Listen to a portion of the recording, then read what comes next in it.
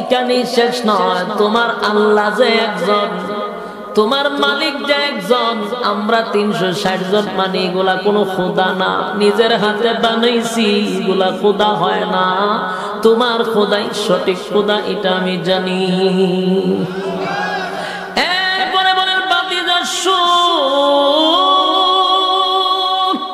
জানি রে বাতিজা, আরো জানি, আরো জানি, আরো জানি। বাতিজা তোমার কালেমা যদি আমি পড়ি, চিরস্থায়ী জান্নাতে যাব, সেটাও আমি আবু তালেব জানি। যুবক বাড়া কি বুঝতেছেন? আবু তালেব বলেন তোমার কালেমা পড়লে চিরস্থায়ী জান্নাতি, সেটা আমি জানি।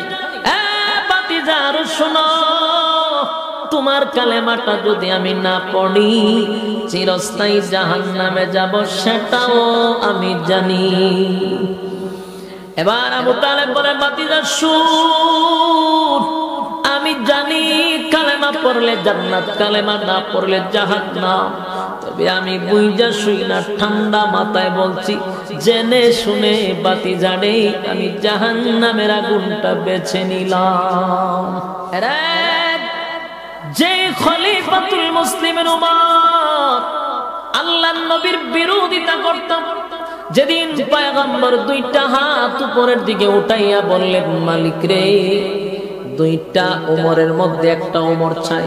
আবু জাহিল্লার নামও কিন্তু ওমরে আছিল। দুই ওমরের মধ্যে একটা ওমর চাই। আল্লাহর পয়গম্বর বলেন, এইটার দুটার প্রভাব খুব বেশি, যদি একটা আমার কাছে আসে, খাত্তাবের ছেলে যে উমর, এই উমর আবার হইল আবু জাহিল্লার নাম ছিল উমর। এই দুইটার মধ্যে একটা যদি আমার ইসলামে দাখিল হয়, ইসলামের প্রচার প্রসার করতে গিয়ে আমার খুব সুবিধা হবে।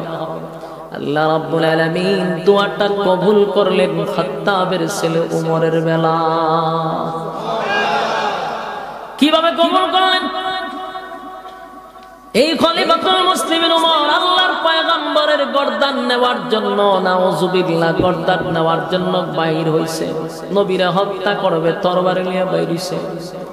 রাস্তার মধ্যে তার বোনের তেলাওয়াত শুনে পাগল পাগল হয়ে গেছে। তেলাওয়াত শোনার পরে তার দিল নরম হয়ে গেছে।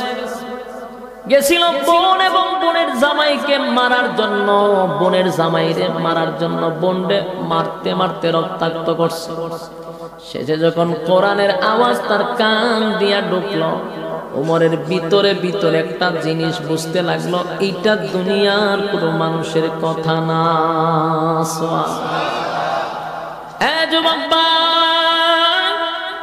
খলিফাতুল মুসলিমিন উমর বুঝতে পেরেছিল এটা দুনিয়ার কোনো মানুষের কথা না।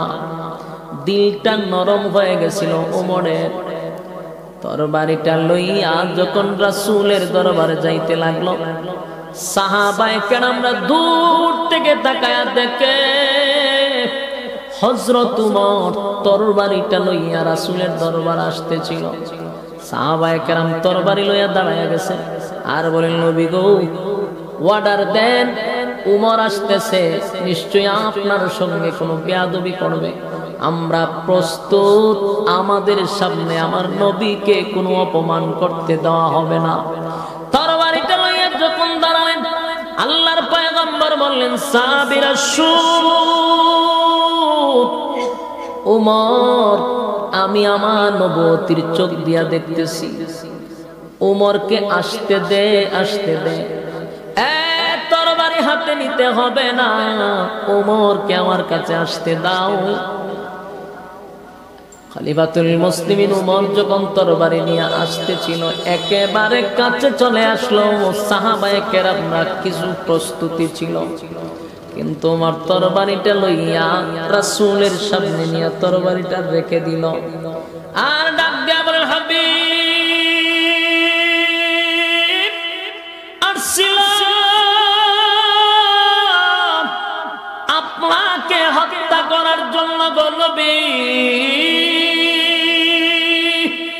কিন্তু এখন আমার মাথাটা আপনার কাছে দিয়া দিলাম, আমি আমার গর্দান দিয়া দিলাম, আর ছিলাম আপনার মাথা নেওয়ার জন্য। আমি ওমর নিজে আমার মাথাটা আপনার কাছে দিয়া দিলাম, আমারে পড়ায়া দেন লা ইলাহা ইল্লাল্লাহু মুহাম্মাদুর রাসূলুল্লাহ সাল্লাল্লাহু আলাইহি ওয়াসাল্লাম। উমর কালেমা পড়ে ঈমান আনলো, উমর কালেমা পড়ে ঈমান আনলো। যুবক ভাইরা আমার, যেই উমর তরবারে নিয়ে আসছিল রাসূলের গর্দান নেওয়ার জন্য, সেই উমর নিজের গর্দান ইসলামের জন্য দিয়া দিছে।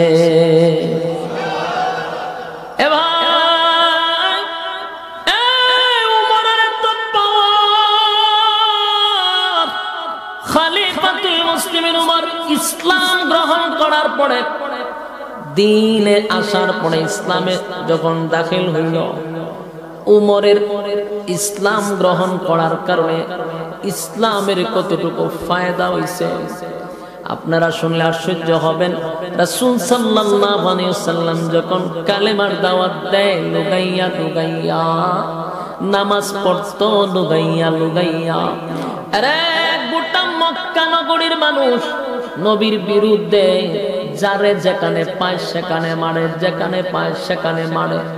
এমন অবস্থায় লুগাইয়া লুগাইয়া নামাজ আদায় করত, কারণ নামাজে গেলে উটের নারী বুড়ি পর্যন্ত আমার নবীর উপরে রেখে দিত। আমার নবী সাজদায় গেলেন, উটের নারী বুড়ি পর্যন্ত আল্লাহর পয়গম্বরের শরীরে আবু জাহিল্লারা রেখে দিত। এত নির্যাতন করত নামাজের মধ্যে। উমর যেদিন ইসলাম গ্রহণ করলেন, আল্লাহর নবীর সামনে বলেন, নবী গো, আল্লাহ সত্য।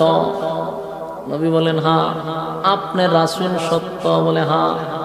ইসলাম সত্য? বলে হ্যাঁ। কোরআন সত্য? বলে হ্যাঁ।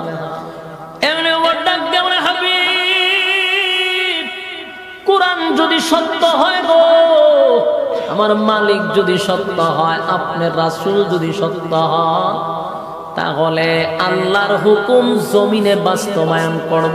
লুগাইয়া লুগাইয়া কেন করব? আমি উমর কালেমা পড়ছি, ওয়াদা দিলাম আজকে থেকে প্রকাশ্যে নামাজ হবে। এমনি হযরত ওমর তরবারিটা লইয়া বক্তৃতা দিলেন।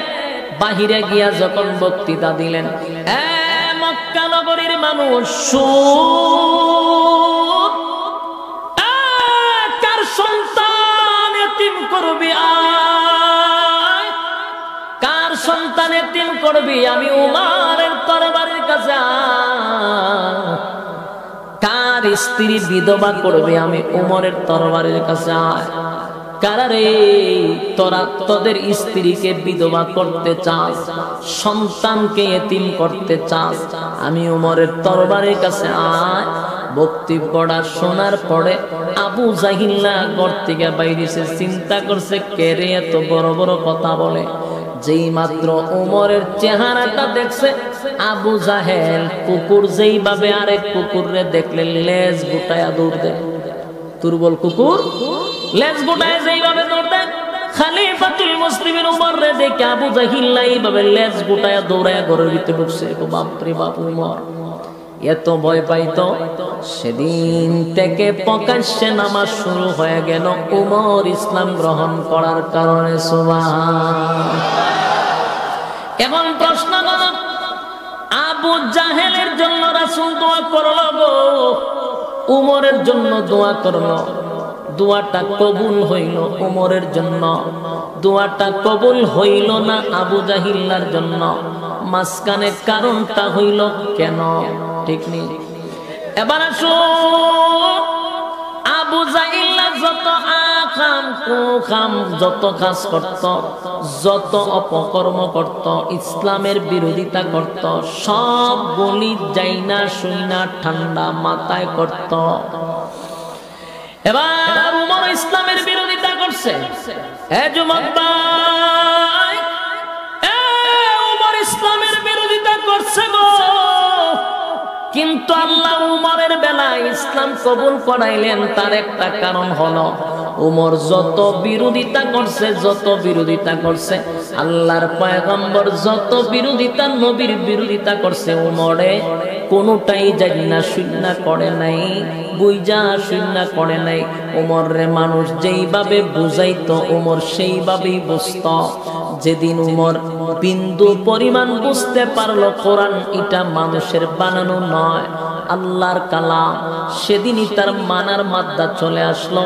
আমার আল্লাহ বলেন হেদায়েতের জন্য সে রাস্তা তালাশ করা শুরু করলো, আমি আল্লাহ তার হেদায়েত দিয়া দিলাম।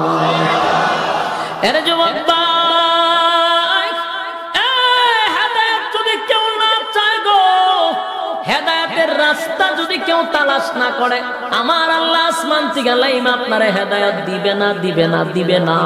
প্রথম নাম্বার কথা হলো হেদায়েতের রাস্তা তালাশ করতে হবে।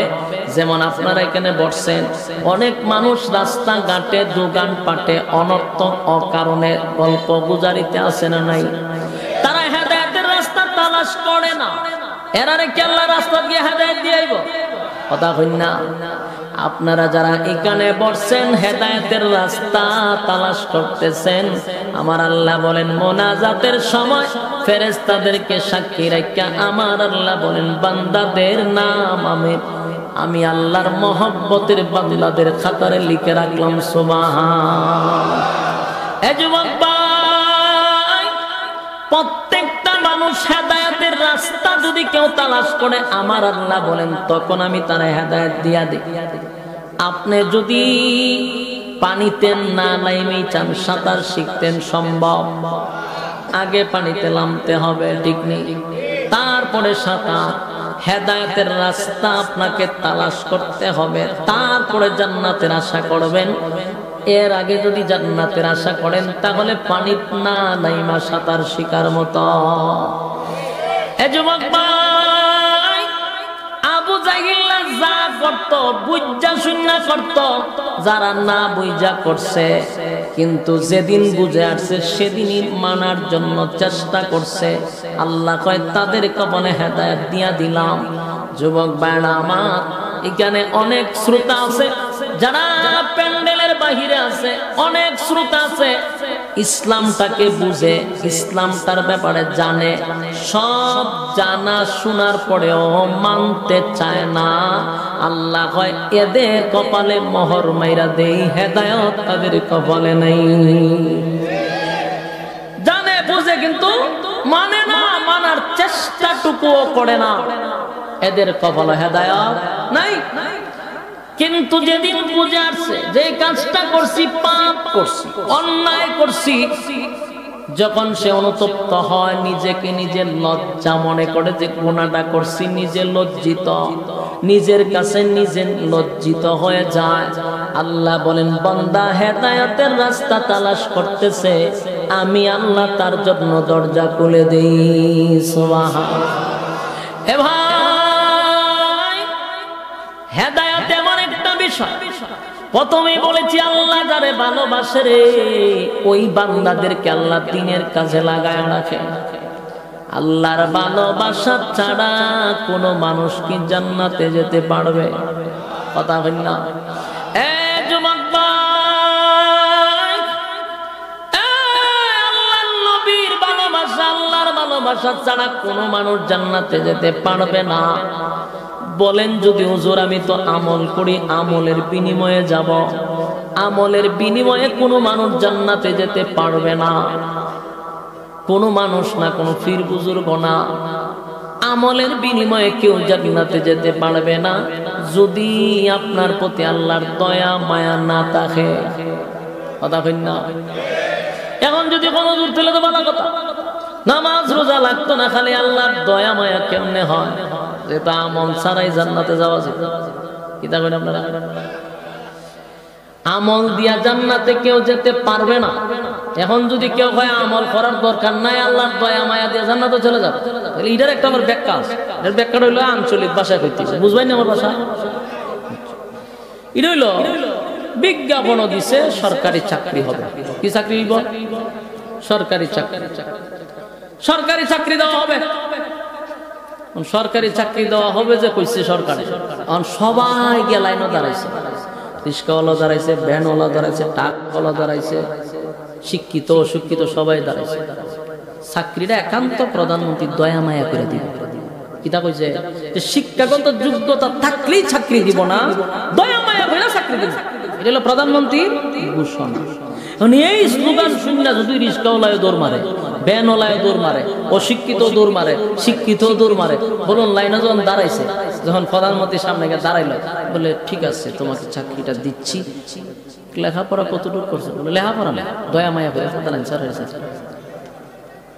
বলুন এই সময় দয়া মায়া দিব না, হাত জুতো লইতে পারে কথা হয় না।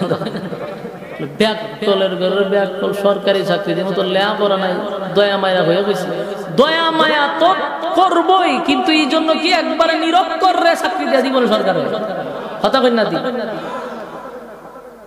এনে যদি কইছে না দয়া মায়া করে দিব চাকরি, আমি 30 টাকা লেখাপড়া নাই তুই কিছু আমার দয়া মায়া কইয়া আমার সেনাবাহিনীর ঢুকাই দিলাম, আনাইলে পুলিশের এসপি বানাই দিলাম। কোন রিস্কাওয়ালার যদি এসপি বানাই যে লেখাপড়া নাই, অবস্থাটা কি? এটা কি দয়া মায়া কইয়া দেওয়ান জীব? হ্যাঁ, উচ্চ শিক্ষায় শিক্ষিত, তার ডিগ্রি আছে অনেক, এরকম অসংখ্য লোকের মধ্যে যারে তার আদব আখলাক ভদ্রতা দিককে মনে করে যেন তাকে দেওয়া যায়, ওইটার দয়া মায়া কয়, দয়া মায়া। আর কেউ যদি আমার শিক্ষাগত যোগ্যতা আছে, আসলে সার্টিফিকেট আছে, ঠাং ভর্তি বাস লয়ে গেছে, দেন সার্টিফিকেট দেখেন, সবগুলাতে আমি প্লাস পেয়েছি, কিন্তু এর আচার ব্যবহার দিকে সরকারে ভাই এটার এখান থেকে তোর সার্টিফিকেট লিয়ে তুই করে যা। তার কারণ হলো সার্টিফিকেট আছে, কিন্তু এর ব্যবহার আচার ব্যবহার এর এক গাউরামি দিকে কয় ই তোর ইজাত সার্টিফিকেট তোর না হরে ঠিক নেই কথা হয় না। আরেক ব্যক্তি বেচারা গেছে একবারে মূর্খ, তারা কি দয়া মায়া করে চাকরি দিব না? আরেক বেচারা সার্টিফিকেট লইয়া গেছে কিন্তু বেয়াদবির কারণে আউট করে দিল। দুটোটা যেমন বুঝার দরকার ঠিক তেমনি ভাবে যদি কেউ ভাই আমার আমল আছে, সারা রাত তাহাজ্জুদ করছে, আমলের জুড়ে জান্নাতে দিতে হবে, জান্নাত পাওয়া সম্ভব। আবার কেউ যদি হয় আমি নামাজও পড়ছি না, রোজও রাখছি না, কোনো আমল আখলাক না, আল্লাহ দয়া করে জান্নাতে জ্বালায়, এটা হলো মানে বিনা লেখাপড়ায় সরকারি চাকরির আশা করা কথা বল না। বিনা লেখাপড়া সরকারি চাকরির আশা করা যেমন, লেখাপড়া ছাড়া যেমন সরকারি চাকরি করার আশা করা, আর আমল ছাড়া জান্নাত পাওয়াটা ওই রকম বোকামি কথা বল না। আমল করতে হবে, বাকি হলো আল্লাহর দয়া মায়া। লেখাপড়া করতে হবে, বাকি হলো সরকারের দয়া মায়া করে চাকরি দেয়। বিষয়টা বুঝতে পারছেন নি?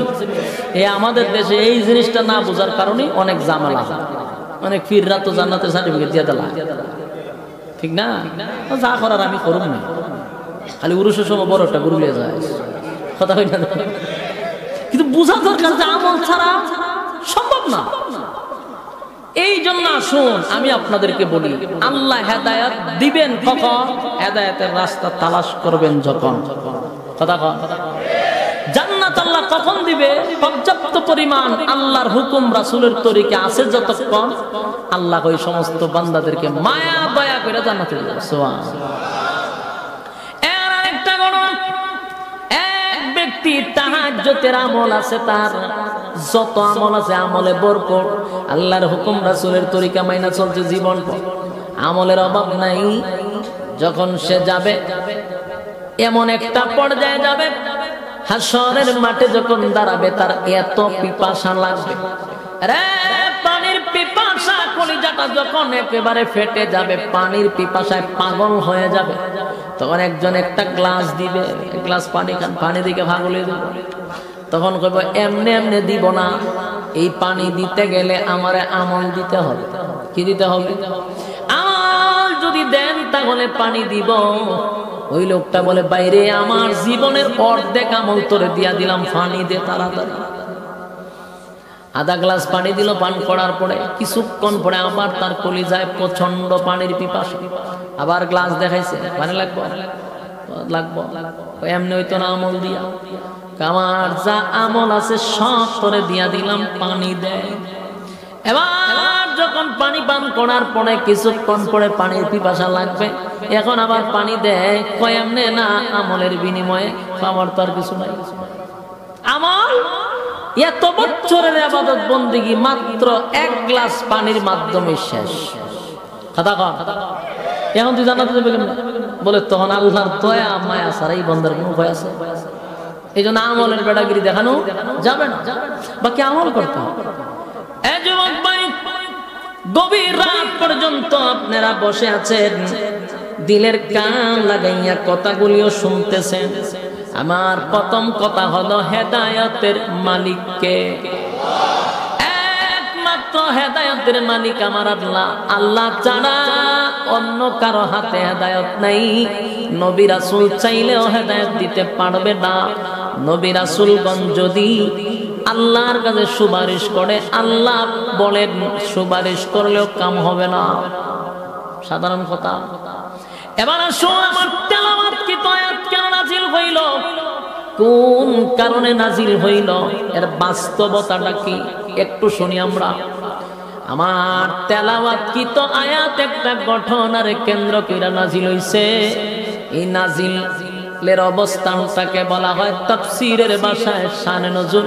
আর আপনারা যারা বুঝেন না, এদের জন্য হলো প্রেক্ষাপট। নাজিলের অবস্থানটাকে বলা হয় প্রেক্ষাপট। যুবক ভাই, কেন নাজিল হইল, কোন কারণে নাজিল হইল, তার প্রেক্ষাপট হলো আল্লাহর পয়গম্বর 53 বছর মক্কায় ছিলেন। কত বছর? যুবক ভাই, 53 বছর মক্কা নগরীতে ছিল রে। 40টা বছর হলো নবুয়তের আগে, কাবলান নবুয়ত 40 বছর। তখন নবী হন নাই, কোরআন নাজিল হয় নাই। 40 বছর রাসূল ছিল মক্কায়। নবুয়ত পাওয়ার পরে 13টা বছর ছিল মক্কায়। 40 আর 13 কত? 53 বছর মক্কা নগরীতে ছিল। মানিকগঞ্জের বাইরা, আপনারা এটা জানেন, রাসূল দুনিয়াতে আসার আগেই বাবা দুনিয়ার থেকে বিদায় হয়ে গেছিল। মা 6টা বছর হতে না হতে দুনিয়ার থেকে বিদায় হয়ে গেল রে। রাসূলের আপন বলতে আর কেউ নাই, মাও নেই, বাবাও নেই। দাদা ছিল আব্দুল মুত্তালিব, বৃদ্ধ হয়ে গেছে, বার্ধক্যে পৌঁছে গেছে। মারা পড়ল। রাসূলের 11 জন চাচা ছিল, এর মধ্যে আবু তালেব যেদিন মরে যাবে, আব্দুল মুত্তালিব যেদিন মারা যাবে, 11 জনের মধ্যে রাসূল সাল্লাল্লাহু আলাইহি সাল্লামকে আবু তালেবের হাতে রেখে গেছিল। আরে আমার আবু তালেব, আমার দিলে সাক্ষী দে,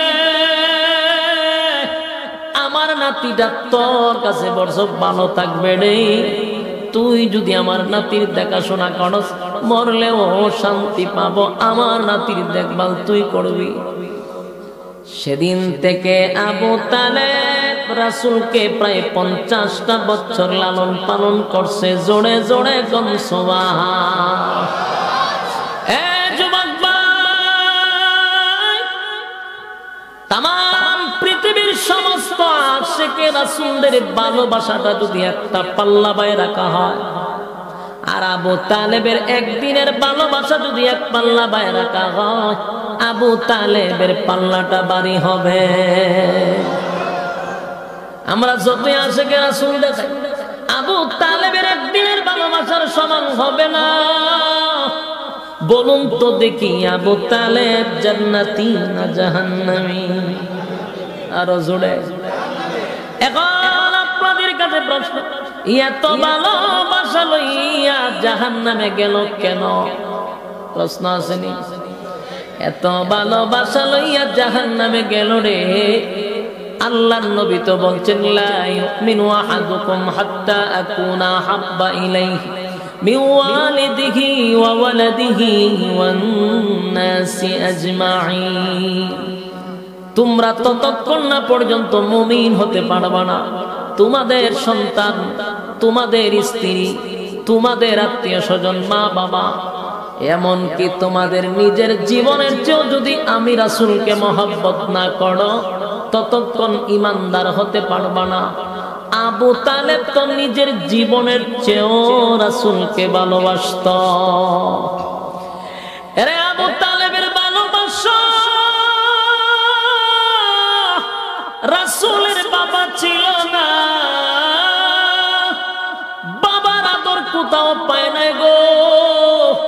আবু তালেব রাসূলকে বাবার মতো লালন পালন করছে, বাবার আদর আবু তালেবের কাছ থেকে রাসূল পাইছে। এত ভালোবাসতো, রাসূলের বিরুদ্ধে যদি কেউ কিছু বলতো, আবু তালেব তরবারিটা লইয়া সবার আগে গিয়া সামনে দাঁড়ায়া যাইত। আবু তালেবের উপর দিয়া কথা বলার সাহস কারো ছিল না রে। তখন কার সর্দার ছিল? আল্লাহর পয়গম্বরের উপরে যত মুসিবত আসছে, মক্কা নগরীর বেঈমানগুলি রাসূলকে আক্রমণ করার জন্য যখন যাইত, আবু তালেব যেই মাত্র তরবারি নিয়ে সামনে দাঁড়াইত, আবু তালেবরে দেখার পরে মক্কা নগরীর মানুষ ভয় পেয়ে পিছনে চলে যাইত। সেই আবু তালেব রাসূলকে এত ভালোবাসলো, এত ভালোবাসলো, কলিজাটা দিয়া মহব্বত করত। কোথাও গেলে রাসূলের চেহারাটা দেখা যাইত গো। কোথার থেকে আসলে আমার নবীর চেহারাটা আগে দেখত। নিজে না খাইয়া রাসূলের মুখে খাবার তুলে দিত। অভাব অনটনের যুগ ছিল, আবু তালেব অত্যন্ত গরিব ছিল, এরপরেও কষ্ট করে খাওয়াইতো। আল্লাহর পয়গম্বর খুব শান্ত শিষ্ট ছিল। একবেলা খাইলে আরেক বেলা খাওয়াইতে আবু তালেবের বড় কষ্ট হইত। কিন্তু সন্তানদের মুখে আগে খাবার না দিয়া আল্লাহর পয়গম্বরের মুখে খাবার তুলে দিত। এত ভালোবাসা। আবু তালেবের একজন সন্তান ছিল, যার নাম হলো হযরত আলী রাদিয়াল্লাহু তাআলা আনহু। সুবহানাল্লাহ। হযরত আলী রাদিয়াল্লাহু তাআলা আনহুর বাবা ছিল এই আবু তালেবের সন্তান।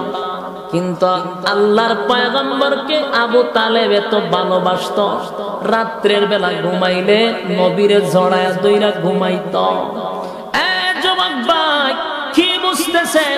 আবু তালেবের ভালোবাসাটা কম ছিল? কথা হই না দি না। তামাম পৃথিবীর ভালোবাসা যদি এক পাল্লা বায় রাখা হয় গো,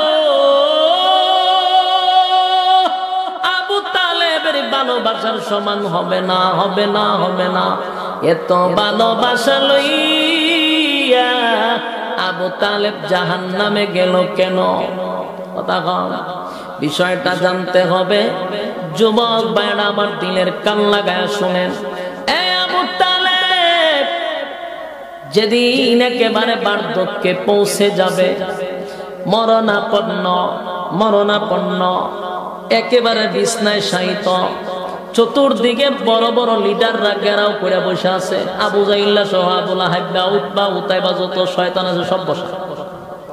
আবু তালেব মাঝখানে, তারা সবাই বসা। যদি মুহাম্মদ মরার আগে কালেমাটা পড়ায়া দেয়, এই জন্য চতুর্দিকে বেঈমানরা বসে আছে।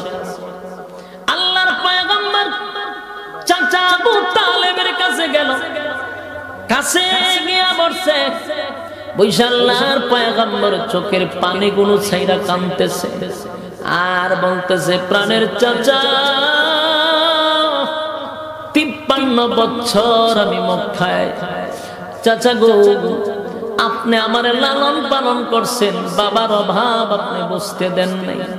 আমারে না খাওয়াইয়া আপনার সন্তানগুলিকে খাবার দেয় নাই গো। চাচা, এত মহব্বত করলেন, কেউ যদি আমার বিরুদ্ধে কথা বলছে, তরবারিটা লইয়া আপনি সামনে দাঁড়াইছেন, আমার জন্য কত না কষ্ট করলেন।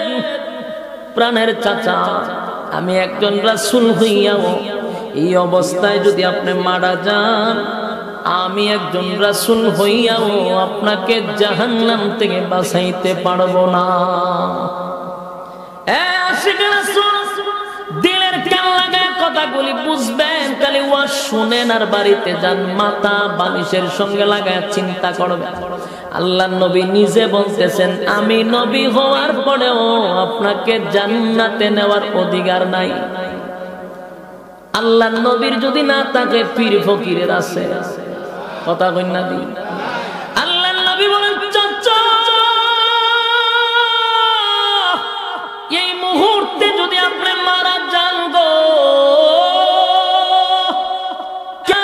কিয়ামতের কঠিন ময়দানে আল্লাহর সামনে আপনার ব্যাপারে কথা বলার সাহসও পাবো না। শুধু একবার আমার সাথে আপনি পড়ুন, লা ইলাহা ইল্লাল্লাহু মুহাম্মাদুর রাসূলুল্লাহ সাল্লাল্লাহু আলাইহি ওয়াসাল্লাম। একবার শুধু কালেমাটা পড়েন, একবার পড়েন, একবার পড়েন। ওয়াদা দিলাম, ওয়াদা দিলাম, প্রাণের চাচা, ওয়াদা দিয়া দিলাম। একবার শুধু পড়েন আমার কানে কানে, কেউ শুনবে না, কেউ শুনবে না, আপনি আমার কানে কানে শোনায়া দেন। শুধু আমি নবী যদি একবার শুনি, কেউ শুনবে না, আপনি আমার কানে কানে শোনায়া দেন। চাচা আপনার আমি অগ্রিম ওয়াদা দিয়া দিলাম, কিয়ামতের কঠিন ময়দানে আপনি চাচাকে ছাড়া আমি নবী জান্নাতে যাব না। একটা জবান বন্ধ রাখবেন, আল্লাহু আকবার। আরো জোরে বলেন আল্লাহু আকবার। এত বড় কপাল, এত বড় কপাল আবু তালেবের ছিল, এত বড় কপাল। কেমন সুসংবাদ শোনাইছে। আপনি শুধু একবার কানে কানে বলে দেন, লা ইলাহা ইল্লাল্লাহ, নেই কোনো মাবুদ এক আল্লাহ ছাড়া, আর মুহাম্মাদুর রাসূলুল্লাহ সাল্লাল্লাহু আলাইহি ওয়াসাল্লাম আমি আল্লাহর বান্দা এবং রাসূল। শুধু এতটুকু বলেন, ওয়াদা দিলাম আমি নবী আপনার ছাড়া জান্নাতে যাব না। এমন সুসংবাদ শোনানোর পরে মানিকগঞ্জের বাইরা দিলের কান লাগায় শুনেন। বলেছিলাম হেদায়েত আল্লাহ কারে দেয়, কারে দেয় না। আবু জাহিল্লারে কেন দিল না, উমর রে কেন দিল? নবীর এত মহব্বতের চাচা হেদায়েত কেন পাইল না, জাহান্নামে কেন গেল? এই বিষয়টা কিন্তু বোঝা দরকার। নবীর সবচেয়ে মহব্বতের চাচা আবু তালেব এত ভালোবাসার কারো কাছ থেকে নবী পায় নাই গো। বাবার অভাব কোনদিন আবু তালেব নবীকে বুঝতে দেয় নাই। এত ভালোবাসার মানুষটা কেন হেদায়েত পাইল না? এত ভালোবাসার মানুষটা কেন চিরস্থায়ী জাহান্নামী? একটু দিলের কান লাগায় শুনেন। শুধু ভালোবাসা দিয়ে জান্নাত পাওয়া যায় না, শুধু ভালোবাসা দিয়ে জান্নাত পাওয়া যায় না। এ ভালোবাসার সঙ্গে লাগে অনুসরণ, অনুকরণ। কথা হয় না? কিন্তু আমি দেখতেছি তার ভিতরে ভালোবাসা আছে, নাই কি? নাই কি? অনুসরণ নাই।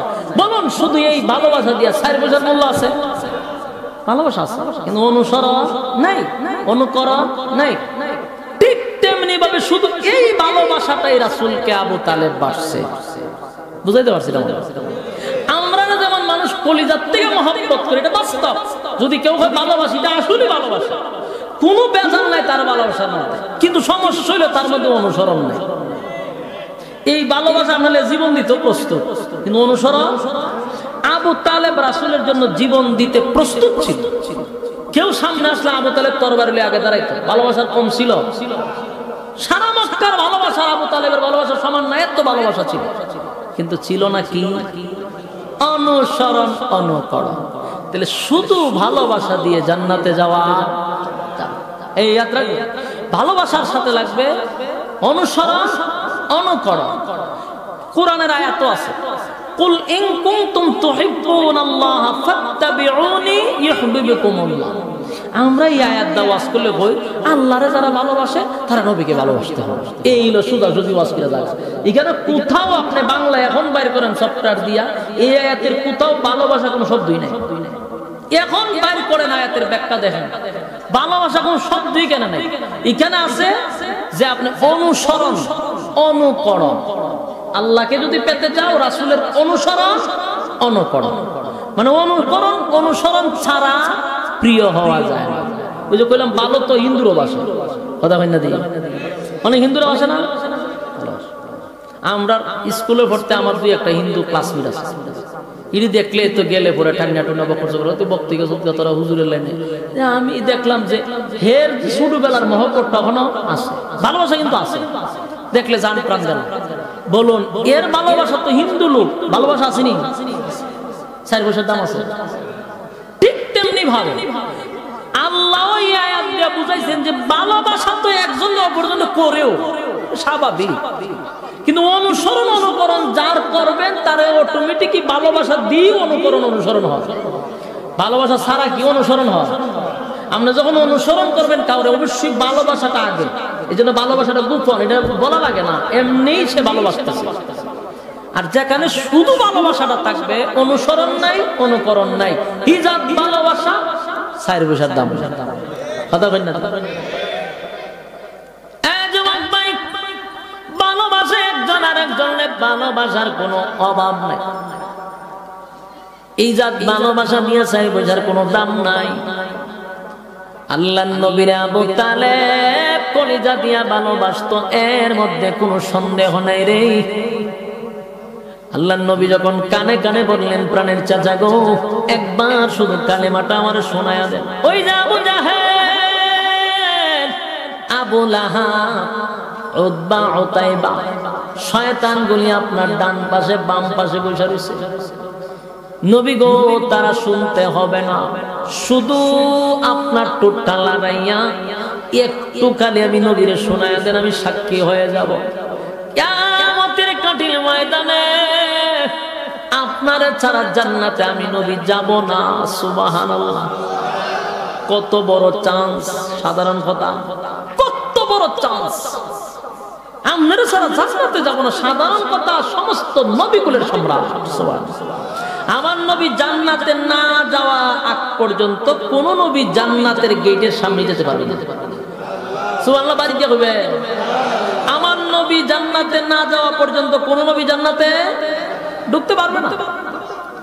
সেই নবী বলেন, আপনি শুধু একবার শোনায়া দেন, ওয়াদা দিয়া দিলাম আপনার সারা জান্নাতে যাব না। সুবহানাল্লাহ। এখন শুনেন আবু তালেব কি বলছে। আবু তালেবের বক্তব্য শুনেন। আবু তালেব তখন ডাক দেয়া কয়, বাতিজা রে, এ বাতিজা, তুমি কালেমার দাওয়াত আমার কানে কানে দিচ্ছ। আমি আবু তালেবের চেয়ে বেশি গোটা মক্কা নগরীতে তোমারে কেউ চিনে না। আমার চেয়ে বেশি কেউ, কথা হয় না, আমার চেয়ে বেশি কেউ তোমার চিনে না। নিজের সন্তানের চেয়ে তোমার বেশি ভালোবাসি, নিজে না খাইয়া তোমার মুখে খাবার তুলে দিছি, জড়ায়া দইরা ঘুমাইছি, নিজের সন্তানরে এতটুকু মহব্বত করি নাই রে। বাতিজা, আমার সঙ্গে তোমার বেশি কেউ চিনে না। তুমি যে সত্য নবী আমার চেয়ে বেশি কেউ জানে না। আরে বাতিজা, তুমি যে নবী হইবা গো, এটা তো আমি ছোটবেলা থেকে জানি। তোমার জন্মের পরে আমি জানছি তুমি সাধারণ কোনো মানব না। তোমার লইয়া সিরিয়ায় ব্যবসা করতে গেছিলাম, ওইখানকার তাওরাতের পাদ্রীরা বলছিল তুমি কোনো সাধারণ বালক না। আমি অলৌকিক অনেক ঘটনা দেখছি। বাতিজা, তোমার জন্মের পরে সূর্য চন্দ্র আয়সা তোমার আনন্দ দিছিল। আমি বুঝতে পেরেছি তুমি সাধারণ কোনো মানব না, তুমি যে আল্লাহর পয়গম্বর, এর মধ্যে কোনো সন্দেহ নাই। আমার থেকে বেশি কেউ তোমার চিনে না। এ যুবক ভাই, আবু তালেব বলেন, বাতিজা শুন, এখানে শেষ নয় গো, এখানে শেষ নয়। তোমার আল্লাহ যে একজন, তোমার মালিক যে একজন, আমরা 360 জন মানি, এগুলা কোনো খোদা না, নিজের হাতে বানাইছি, এগুলা খোদা হয় না। তোমার খোদাই সঠিক খোদা, এটা আমি জানি। এরপরে বলেন, বাতিজা শুন, জানি রে বাতিজা, আরো জানি, আরো জানি, আরো জানি। বাতিজা, তোমার কালেমা যদি আমি পড়ি, চিরস্থায়ী জান্নাতে যাব, সেটাও আমি আবু তালেব জানি। যুবক বাড়া, কি বুঝতেছেন? আবু তালেব বলেন, তোমার কালেমা পড়লে চিরস্থায়ী জান্নাতি, সেটা আমি জানি।